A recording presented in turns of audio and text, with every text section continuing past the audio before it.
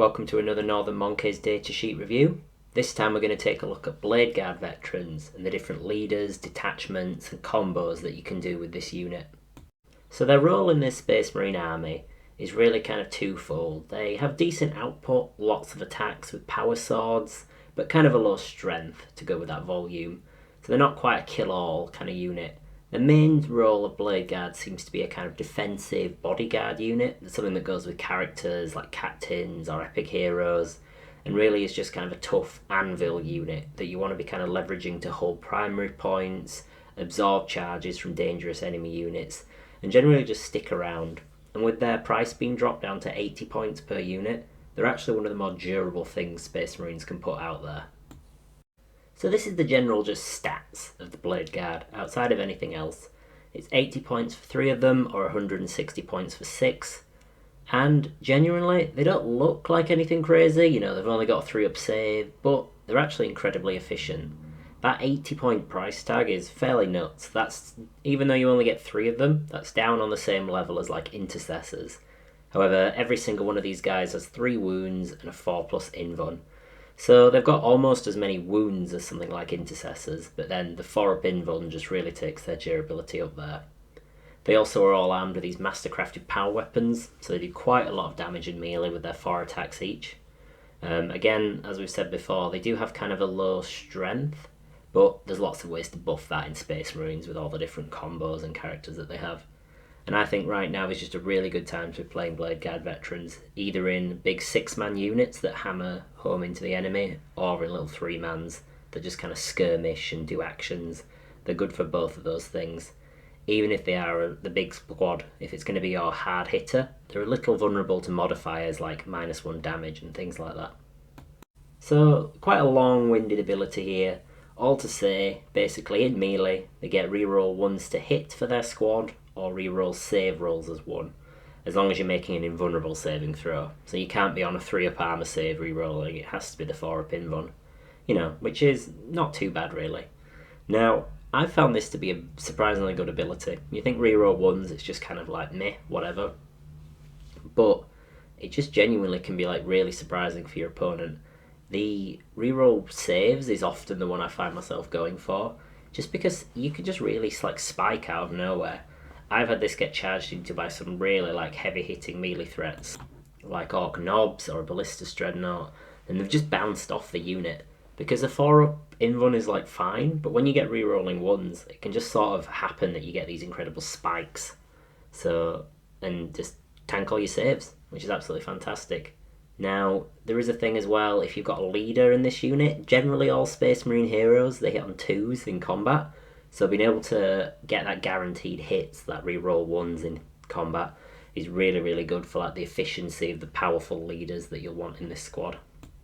So these guys, to me, I've played them in both the different roles, like a big, hard-hitting 6-man unit. You can see here they've got Adrax Agatone attached to them, and they're sort of set up in position behind this skirmishing unit of incursors, ready to hit that heroic intervention. Can be really, really nice.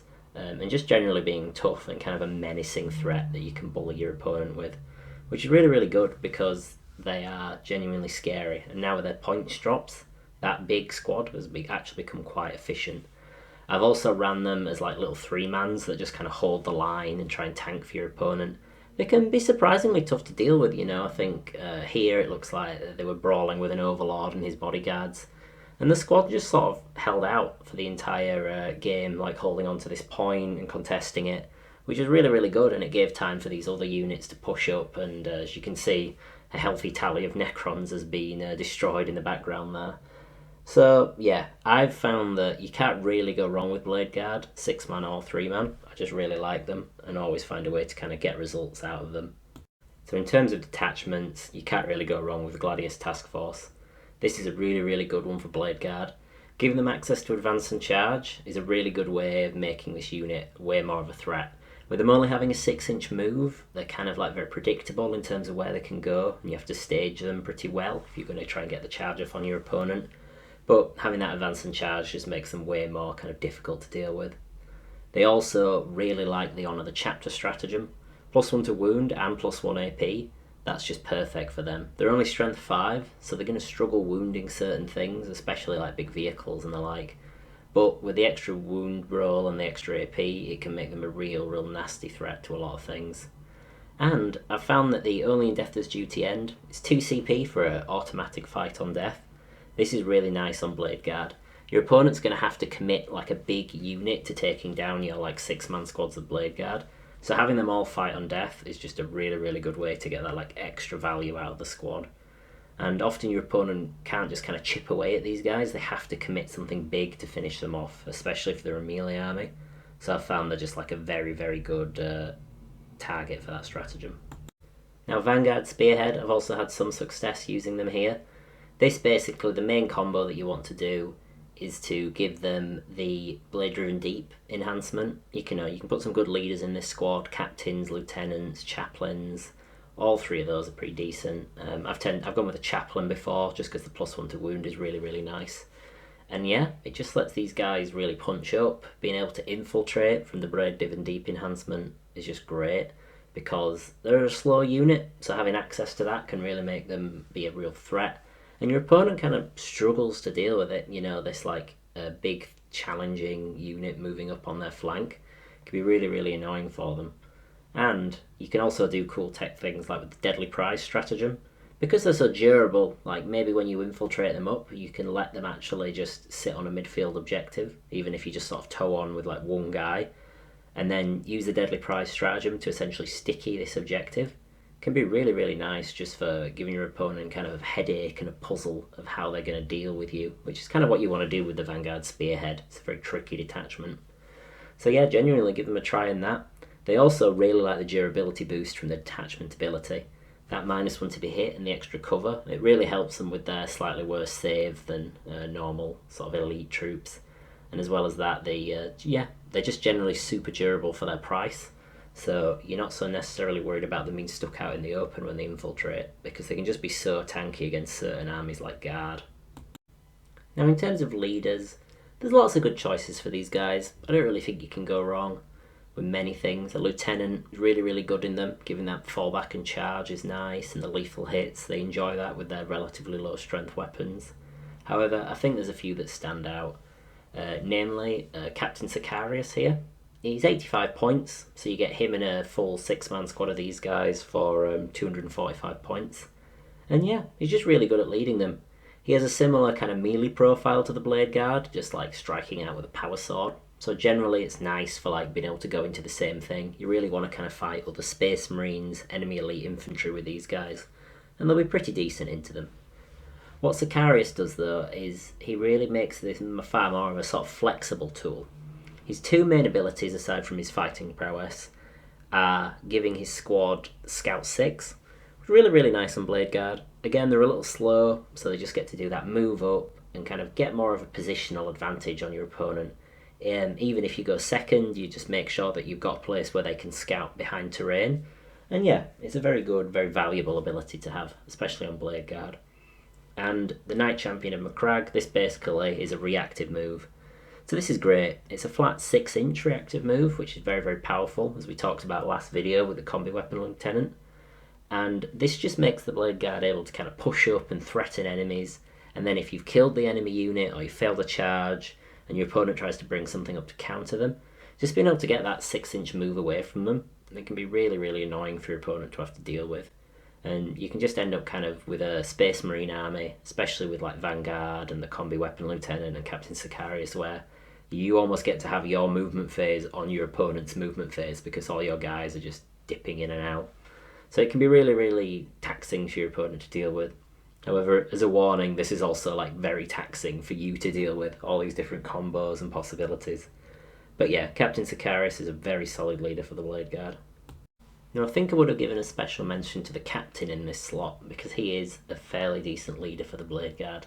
But there is a strange quirk where you can't take the power fist on the captain when he's leading Bladeguard. I don't really know why they put this in, but it's a bit annoying, and yeah, I think that just means that the Judicia really edges the captain out in terms of leaders for this squad. Now the Judicia is a great kind of character assassin, and what he mainly does is he gives his squad the fight first rule, which is really nice because it just essentially allows the Bladeguard to be even more of that like anvil role. Because even if your opponent wants to charge into them with a strong melee threat, they still get to fight. And between all their attacks, the Judiciar's devastating wounds attacks can be really, really nasty and just take a huge chunk out of your opponent's unit. I'd also say the Judiciar is a big beneficiary of the reroll ones to hit. It can just make him really, really like that accuracy and that devastation that can just let him wipe enemy characters out of squads. You know, it really lowers his kind of like, oh, you rolled your 5 attacks to hit and just happen to get 2 1s. There's no way you're going to kill the enemy character now, but if you get to re-roll those into hits, it could be really strong. Now, he doesn't do, outside of his own attacks, he doesn't do a lot to boost this squad's damage. So if you wanted to use these guys more offensively instead of defensively, don't forget your Oath of Moment. That +1 to wound can be really, really big for the Bladeguard, and just sort of tick them over that damage threshold to like really wipe out enemy squads. But the stratagem here, Heroic Intervention, 1 CP as of the last update, and this is a really, really good stratagem with this unit. Basically, you get to countercharge into your opponent if they end within 6 of this unit. So it does require some forethought and some kind of positioning by you, but it's really, really good because with the unit having fights first, if you heroically intervene into your opponent, then you do actually get to fight before they're charging units, as opposed to a normal heroic intervention where you don't get that benefit of charging. So that can just let you kind of give your opponent a really impossible scenario where the Judiciar and your Bladeguard are kind of spread out amongst maybe 2 of your units near the centre, and your opponent just like doesn't have a good option for like where to charge and how to avoid them, which can just, it can win the game on certain points. It'll just otherwise give your opponent a massive headache where normally you might not be able to be so aggressive against them. So I just wanted to talk about a combo which is absolutely hilarious with these guys. It's a big points investment, 320 points, but honestly it's really worth it. So this is the 6-man squad of Bladeguard Veterans, led by Adrax Agatone, who just on his own, in like stuff like Gladius and things, is an absolutely fantastic leader for the Bladeguard. I really recommend him. However, what you can do, you can put him in his natural home, Firestorm Assault Force.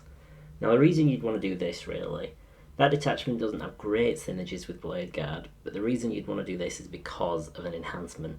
Now I'd recommend putting this enhancement on a lieutenant, which means they can then join the squad with Adrax, because he's a captain. Lieutenants can join the same units as captains alongside them.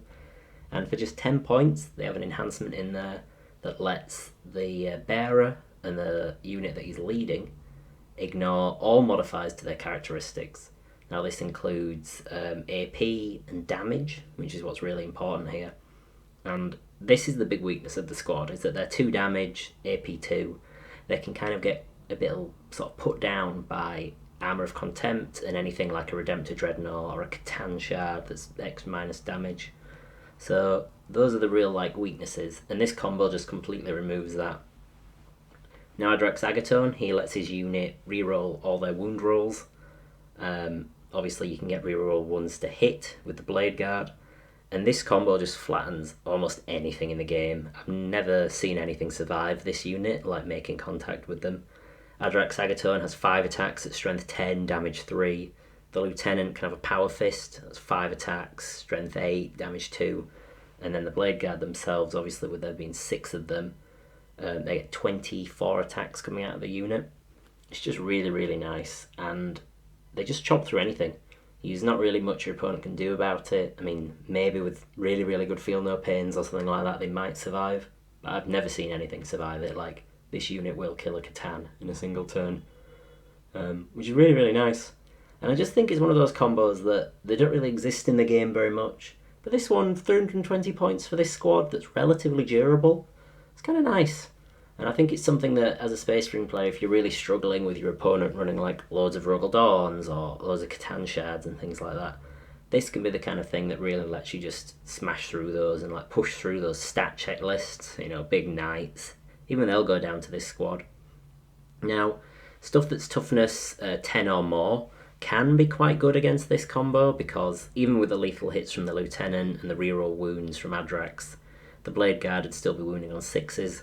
But don't forget, Oath of Moment exists, and that can give you that +1 to wound, which makes this combo even stronger. And there's just, between the full rerolls to hit, full rerolls to wound, it's just, there's very little chance of this combo going wrong, and it can just really let you like crush your opponent's big models, which, you know, who doesn't want to be doing that? So I'd highly recommend trying this out. The rest of Firestorm Assault Force is actually, it's quite difficult to use, I would say. There's a lot of stuff around transports and you need certain models for it. But just playing it for this combo is almost worth it.